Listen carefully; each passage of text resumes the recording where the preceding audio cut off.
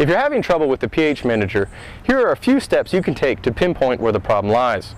The first thing you want to do if you're having trouble in automatic mode is to get off the tractor and flip the controller to manual mode. Once it's in manual mode, you can manually operate the hydraulics and also the wash pump.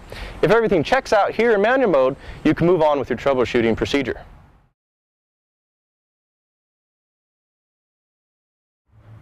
To continue our troubleshooting, next thing we want to do is raise the unit in the air with the hydraulics engaged and engage the pH system.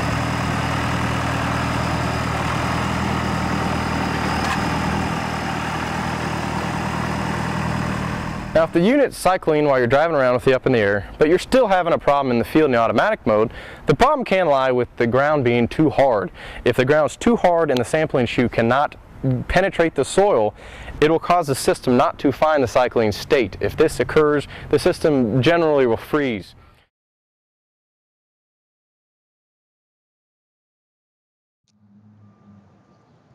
When the pH system is engaged, it will first initialize and come to rest in the neutral position. Then when speed is detected, it will begin to cycle down to collect a sample. As it is cycling, the proc sensor registers the change in position. If at any point the proc sensor doesn't detect a change in position, the system will give an error. Lastly, the soil is cycled up for the electrodes to record a pH measurement.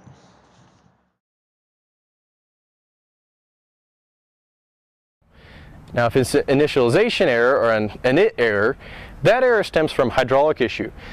When the pH system is cycling or isn't cycling, generally it can't find neutral. The neutral is where the system knows that it's ready to go and take samples. Leaving the wash switch on the pH controller in the manual position will cause the system not to cycle and also show initialization error. If you still are having problems, we need to maybe check the GPS. The GPS can be the center of a lot of problems because intermittent signal will cause errors in automatic mode as well. Now if the pH system cycles properly, there's probably an intermittent error in one of our comm lines or control lines.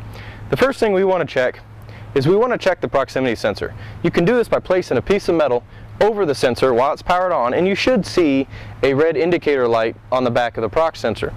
Now once you have the metal over it, you can wiggle the back control line and see if it blinks out. If that happens, then there's an intermittent connection, and that could be the cause of your automatic mode problems. Now there's also problems stemming from the cycle speed.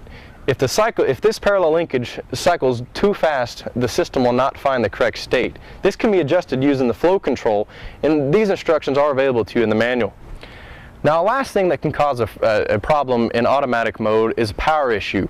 There's a long span of power cord from the front of the tractor by the battery to the back of the implement. Now, if there's a drop in voltage, the system resets, and that it turns out that you just have errors in automatic mode as well.